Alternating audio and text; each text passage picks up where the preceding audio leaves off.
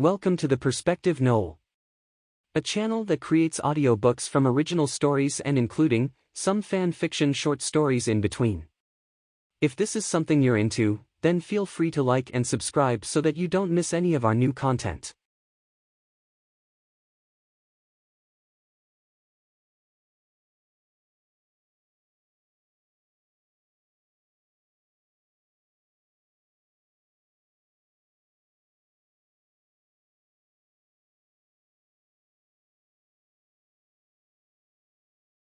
They call him Max. Part 2. The next day he woke with a renewed spirit and high hopes that no matter what Lucas and the boys did to him, that by the end of the day he would have gained the upper hand. Miss Hawkins had made everyone scrambled eggs and buttered bread for breakfast.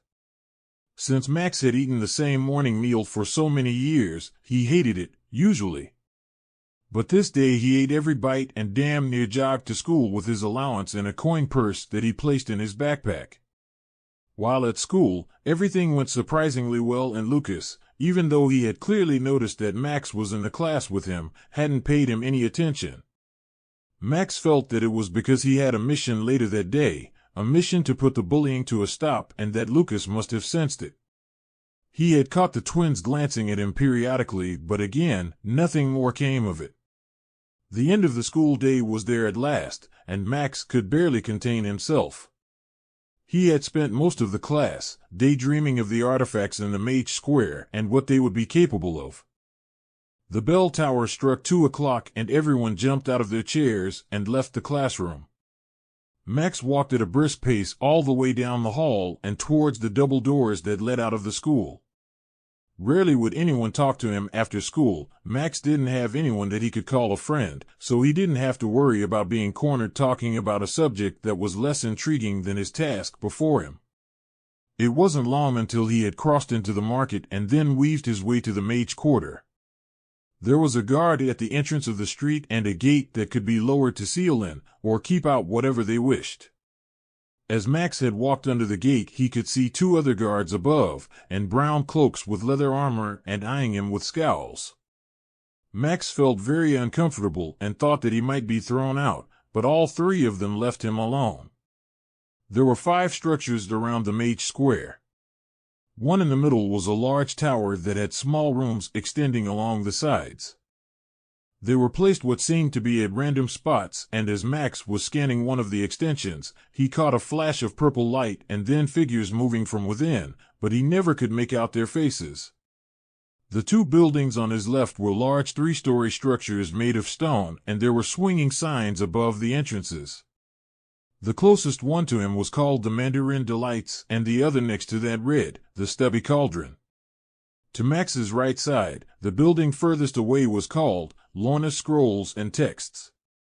Finally, the one he was looking for, rather faint, was closest to him, and without another moment to spare, his feet led him in through the front door, and there, his life would change. Upon entering the building, he was greeted by a wall of stench. It was awful and made his eyes water. It was like smelling a frog that was covered in waste and that the frog had been dead for a couple of days.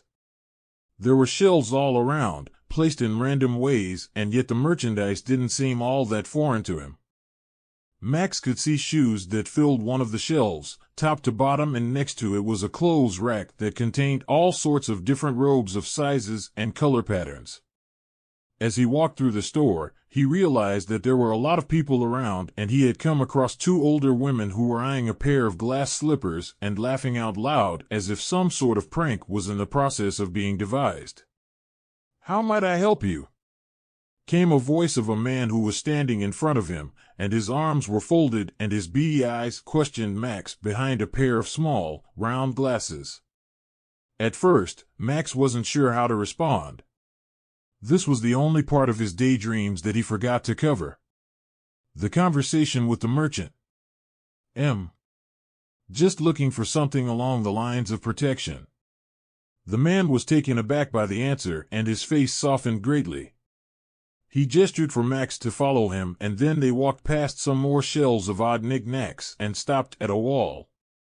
There was nothing unique about this wall except that it was painted dark blue, and then the man pointed to a sign above their heads. It read, "No magic, no refunds." Max looked at the man with confusion. "Can you tell what my abilities are?" "Young man, you have no abilities." The man answered, and he smiled back at Max and looked around the shop for a moment. "I'm pleased that a non-magic person like yourself has come into my shop.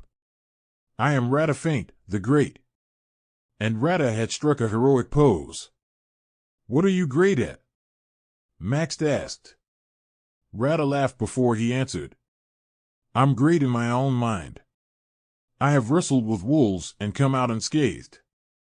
I have traveled to the Hiatus Mountains and returned enlightened by the wits of the bears that reside in their dozens of caves. True or not, I'll let you be the judge. Now, since you're a non-magical being, I have a policy, and it states that I must perform a questionnaire before any purchases can be made. Do you accept?" Max was let down for a moment. Josephine never mentioned anything about a questionnaire or test.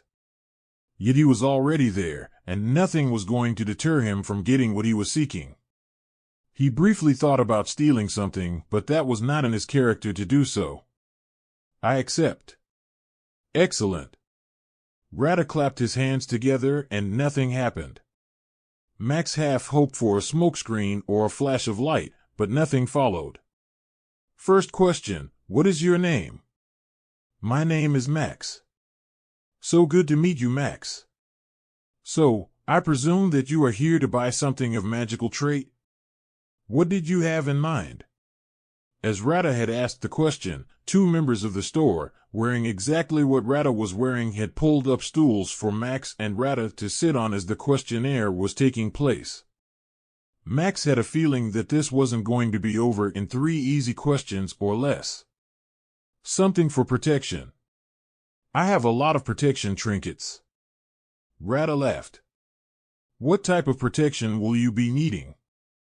"Wait, first I need to know, why do you need this protection, and is it worth spending your coin on?" "Perhaps a simple use of the tongue and strong intellect can get you out of whatever sort of mess you are in." Max shook his head. "You see, it's like this. I know of a few kids my age who are, okay, as far as skills go in the ways of magic. This one kid, his name is Lucas, he's really good. He likes to torture me with his skills, and since I have no way to defend myself, it's like I have a target on my back for him and his friends." Rata rubbed his chin and thought, "So do you ever do anything to them to justify using their abilities on you?" "Just exist." Max replied with a frown. "I can't even focus on my schoolwork because I'm always wondering when and where they will find a way to torment me. School is important, Max. I can't have you go around life not being able to learn the basics of life itself and all that, simply because these other boys have a personal vendetta for you. Come with me." Rata had stood up in a hurry and took Max to the far side of the store, and there was a staircase that led up to the next level. Along the wall, Max took notice of the portraits of both men and women who were surely famous for their talents. There was one of a woman who was wielding a dagger in one hand and a small, but thick book in the other. There was an inscription on the lower border, "Rose, the Thorn." There was one other that caught his eye, and it was hard not to look at it. There was a deformed-looking man whose right side of his body seemed normal size, and the left side was much smaller, as if it had stopped growing when he was a child. The inscription read, "Jeffrey, the Wise and Youthful." There was a large room that greeted them at the last step, and there were a few shelves along the back wall, but held Max with more intrigue. There were items in glass cases. Some large, such as a glistening suit of armor. Others were small, like the item nearest to Max, and it was a simple, silver coin. Rata allowed him to go browse around on his own, and as he did so, he was in awe at what was magical or what could be infused with its properties. There was another piece of armor, this one made of leather and meant for a woman. Max thought of what would happen if he were to put any of these armor pieces on. After a few minutes of thoroughly looking certain items over, he finally came to the back row. There were 2 rows of the dolls that looked like the ones that Josephine had brought home. Some were of women or of men, there were other races as well. He recognized the blue skin of a Gorferndain elf and the long beard of a stocky dwarf. "Hey Rata, what do these dolls do?" asked Max, still not ready to touch one of them. Rata had reached past Max and grabbed a doll that looked like a human man that was dressed in farmer's clothes. "These are different. Now feast your eyes on this." Rata had taken the doll's shirt off and revealed a tiny glass vial within its chest. "I'll be blunt. It's blood magic." "Blood magic?" repeated Max. Rata had taken the small vial out of the chest that was held in place by 2 thin metal arms, one attached on either side of its torso. The vial had a small cap on it, and he then allowed Max to examine it.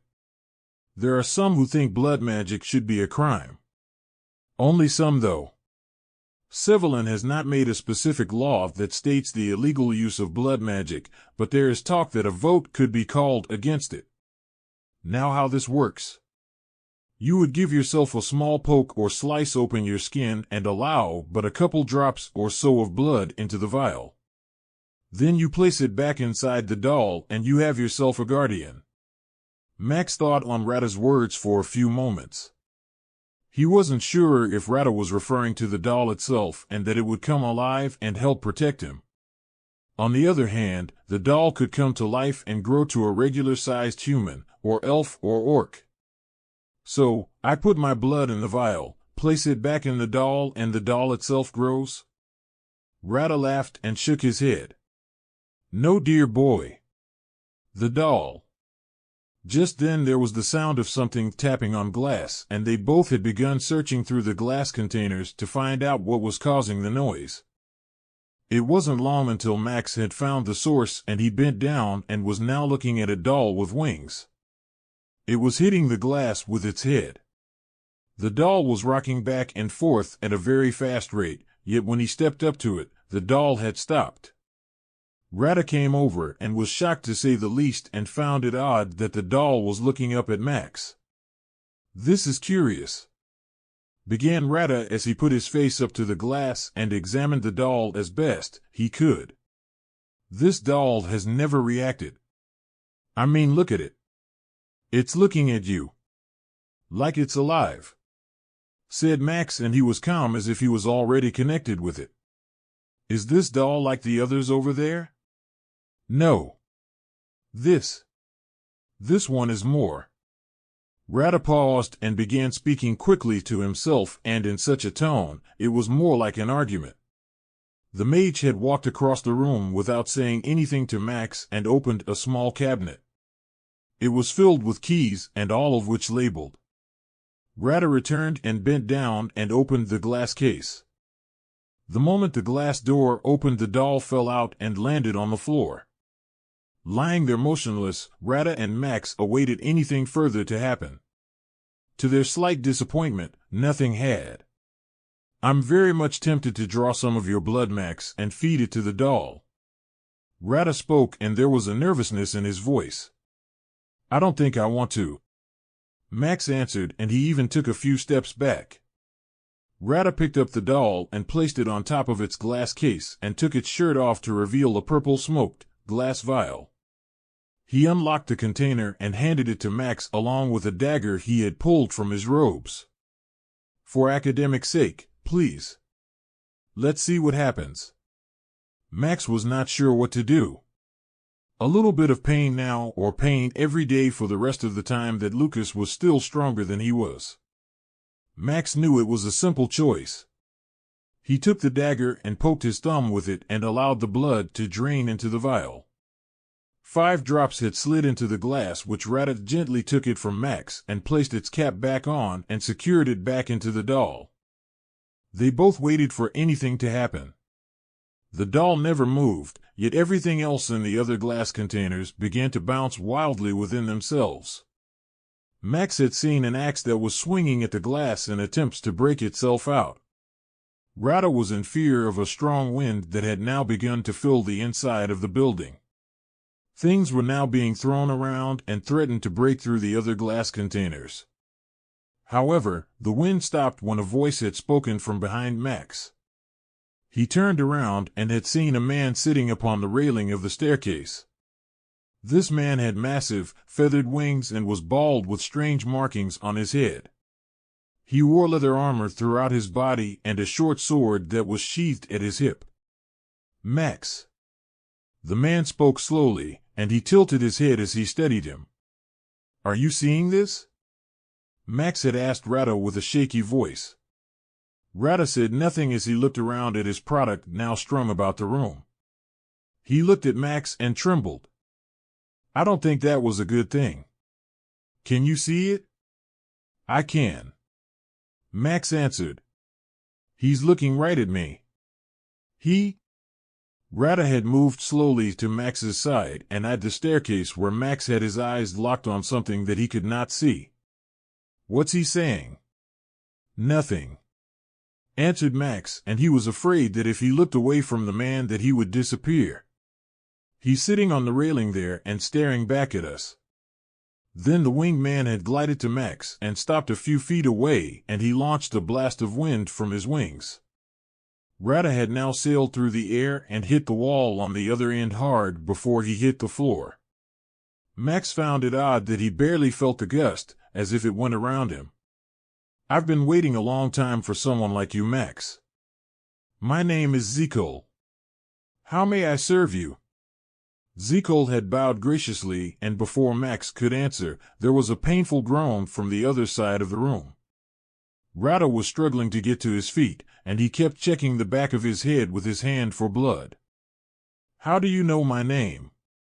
Max asked while trying to keep calm, and then he realized that there were no markings on Zekol's head, but instead his skin was transparent, and it revealed something like a swirling galaxy.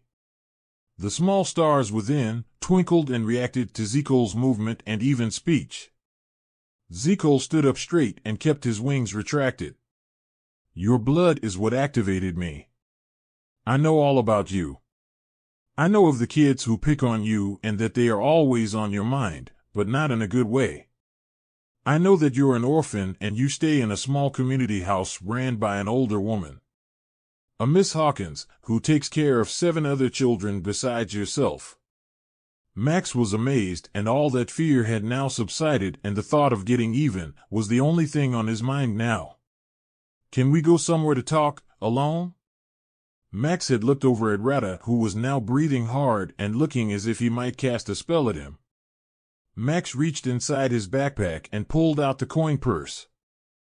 He gathered only 3 silver pieces and tossed it on the floor. This should cover it. No, Max. Rada shouted, and there were voices from down below that were trying to catch the commotion upstairs. It's not for sale.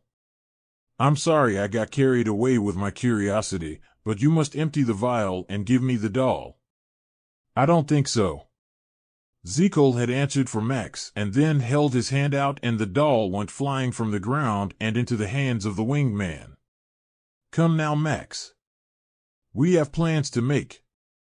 Zekol then snapped his fingers, and the next thing Max knew, he had been transported to a rooftop. He looked around and recognized that he was still in the mage's square, and he walked to the edge of the roof and looked down. He confirmed that he was on top of Rada's shop. He looked over his shoulder, and there Zekol stood staring right back at him with a mere emotionless expression. So here we are. Why did you feel the need to summon me? Asked Zekol, still not moving an inch. Max turned to face him and looked him up and down. Zekol was slender and toned and, oddly enough, barefoot. There was a tattoo on his left forearm of a word written in some language other than the common tongue. I honestly had no idea how this worked. I wasn't sure what to expect, and Rada in there seemed so eager for me to give up my blood. What are you exactly? Zekol stood up as straight as he could and stretched his wings out to their full length. I am an angel. I am a being of power that is not common here on Lufferain. My essence is contained within the doll so that I might be bound to one here on Lufferane. Yet there is only one type of beings who can summon me. Zekel paused and gave Max a half-smile. A prophet. Upon hearing those words, Max's jaw dropped, and the first thing that he did in order to counter this unbelievable claim was that he had begun to laugh. Not joyous by any means, but something that sounded so absurd as being a prophet. Max shook his head in pure disbelief. I'm an orphan and I do not believe in any god. I'm assuming that's what you mean by calling me a prophet? A prophet of which god is it exactly that my so-called bloodline is attuned to? Max's words unsettled Zekel so much that he had rushed over to him and grabbed Max by the throat and held him in the air by one hand. Max tried to breathe in the air around him, but he wasn't getting nearly as much as he needed. He began hitting the arm of Zekel and kicking at him, but the angel stood there as if none of it fazed him. Now listen well. I have served many of you humans over a few millennia, and none of which have ever spoken to me like that. So, you must now learn what it means to piss off an angel. Zekel had then pushed off from the ground and began flying into the air with Max still held by his throat. They were rapidly climbing, and soon they could see the entire Western Kingdom getting smaller beneath them. They were now so high that Max could make out the lights of the neighboring villages, and the sun was close to submerging beyond the horizon. Zekel stopped and for a moment as he stared into Max as if searching the boy's thoughts. He had released his hold on Max's throat, and just as he had begun forcing air back into his lungs, the sensation of falling took him. Zekel was left hovering, and Max was hurtling back towards the city at an alarming rate. This was where he was going to die, this he knew. Max closed his eyes and waited for the impact. Moments had passed and nothing happened. He hadn't realized that the air moving around him had suddenly stopped, and when he opened his eyes, he was standing next to a large tree in a small clearing on a hillside. He examined the area to see if anything looked familiar, and yet beyond the clearing were more trees. Then from behind him he heard a stick snapping under the weight of something moving, and as he spun around, the face of Zekel was there to meet him. If there is a next time, Max, I will let you die. Zekel had taken a few steps and had pulled the doll out from a knapsack he had slung over his shoulder. He placed it on a stump and steadied the item. Max was rubbing his throat, and his heart was racing with the adrenaline of falling and the relief that he was not dead. When he was calm and collective, Max had moved to the other side of the doll so to maintain distance from the angel. What are you thinking? Zekel had shifted his eyes to Max and then back to the doll. Have you ever felt like a prisoner? Zekel had begun to walk around the stump, and he was closing the gap between him and Max. Have you ever felt as though the purpose you were brought into this world was for the purpose of another and not your own? Zekel stopped, and there was an owl in a nearby tree that let out a high-pitched screech. The pair of them scanned the trees, but could not pinpoint the origin. This doll that you see here, Max, is a prison. It's my prison. Have you always been tied to that doll? Max asked, and he was intrigued by the questions that Zekel had asked. He had never looked at his own life to be a purposeful one. Yet he had a thought. Have you ever thought that your purpose was someone else's imprisonment? Zekel had tilted his head and seemed caught off guard by either question. No, I was not always a prisoner of that doll. I was free, thousands of years ago. Zekel shifted his attention to the ground beneath him, and with one hand he had muttered words that Max wasn't able to comprehend. The dirt beneath his feet began to swirl, and with a quick thrust of his hand, the dirt fell into place, and he had then called Max over.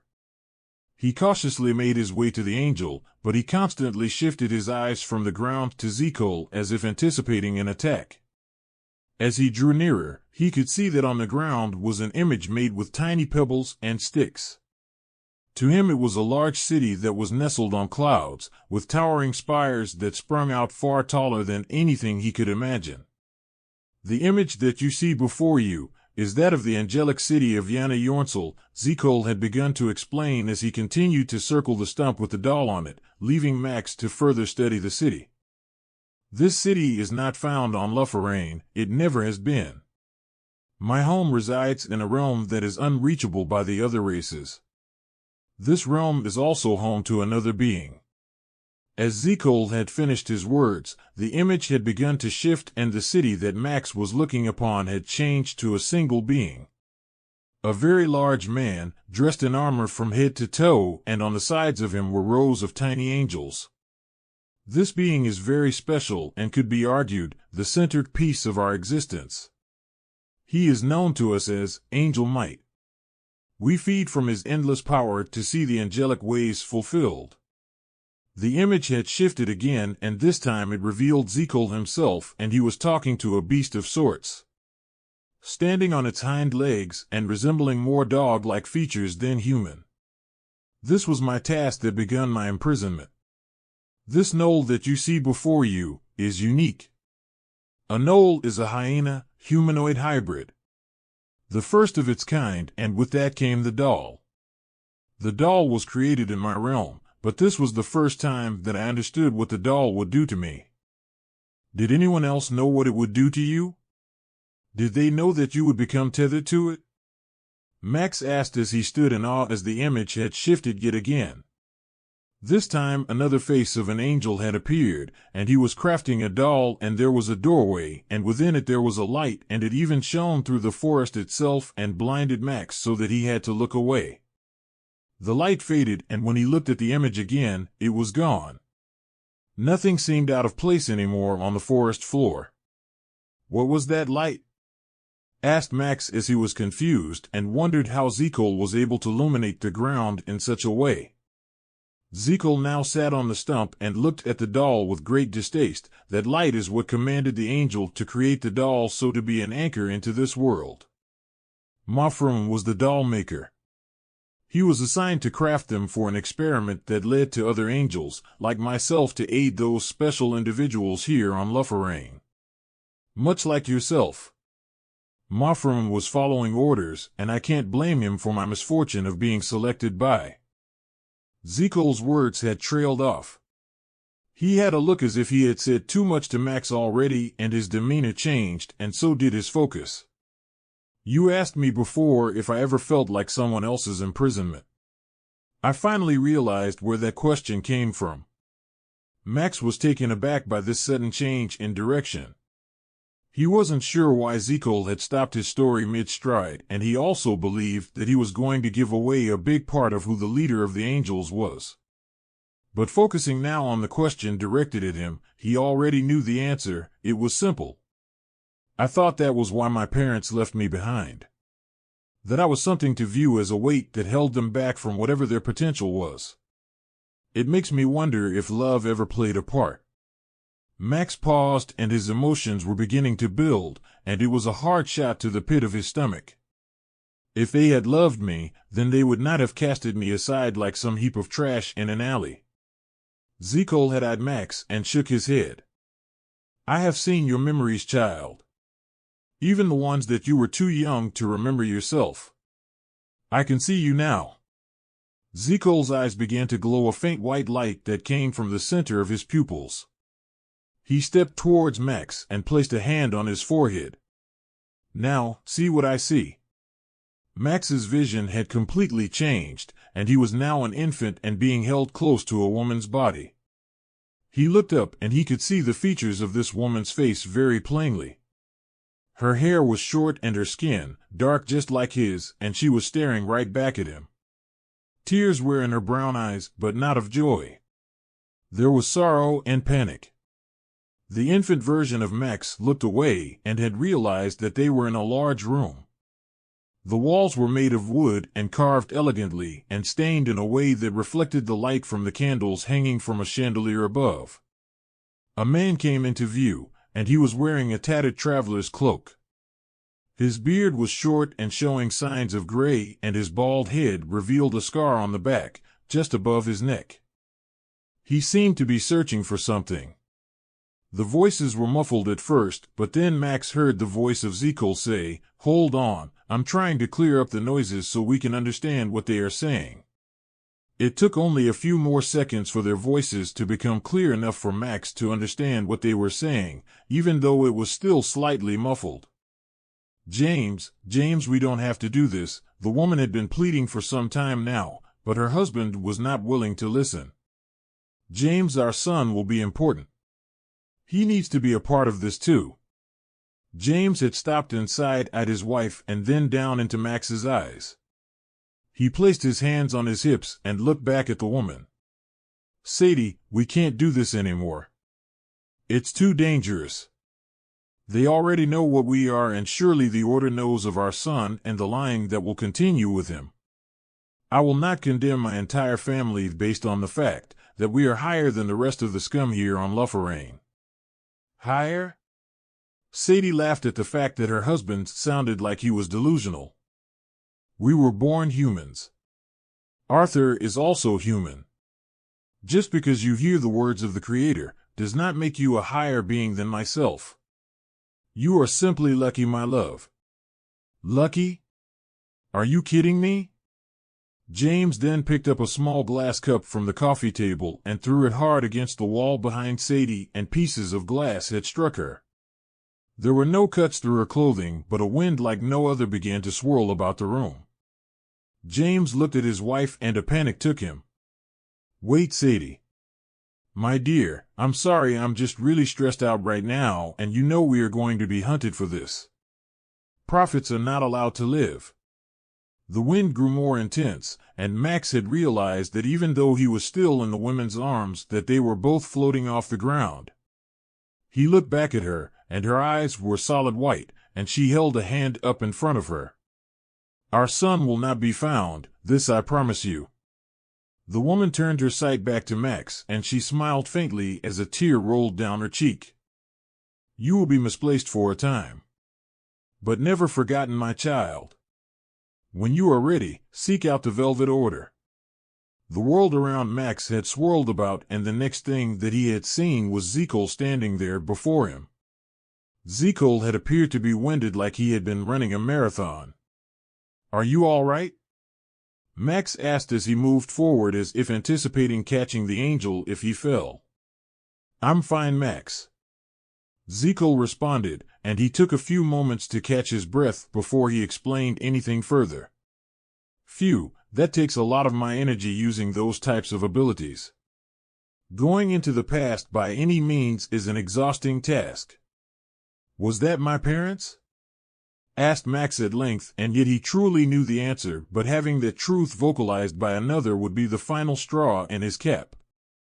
"It was," Zekel answered as he nodded his head and sat back down upon the stump where the doll was resting. "Curious conversation, don't you think?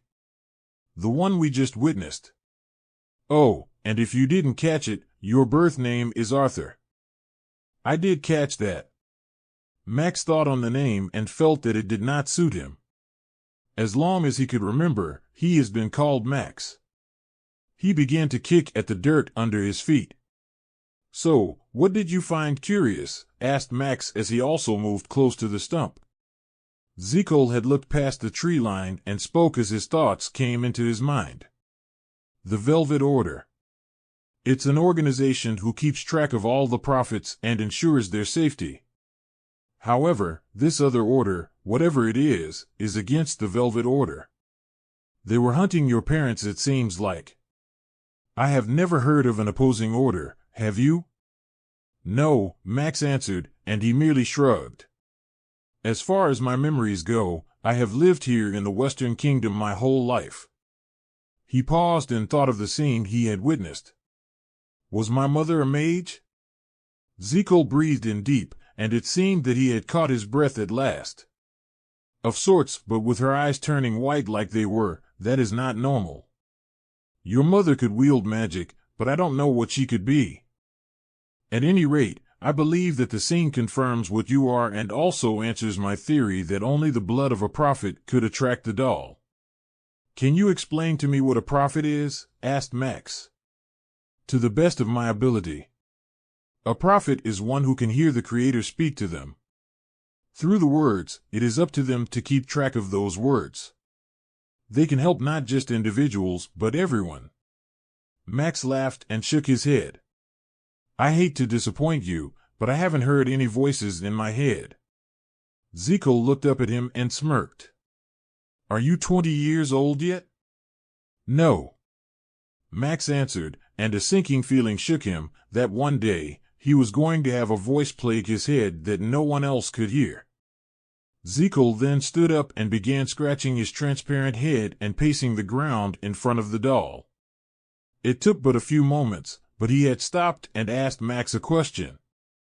How do you feel about leaving this place? Leaving those bullies behind, and try to understand what your mother meant when she said that when you come of age, to seek out the Velvet Order? Max thought about it and wondered how his stepmother would think if suddenly he had gone missing. He thought about Josephine. He was her most trusted friend at the orphanage. How would she fare in the Western Kingdom without him? He brushed those thoughts aside. His mother's face filled his consciousness. Her name, Sadie, and his father, James. They could still be alive, possibly in trouble even after all these years. If Max was truly a prophet, then who better to prepare him for such a task than his own parents? Max looked at Zico and outstretched his hand. At first the angel had no idea how to respond to this gesture. I want you to shake on these words. That you will help me find those who threaten the Velvet Order, and if my parents are still alive, we will find them as well. Shake my hand only if you agree. Zico looked at the hand for a few seconds and then shook it. I will help you, Max, or would you prefer Arthur? No, call me Max. Max will return.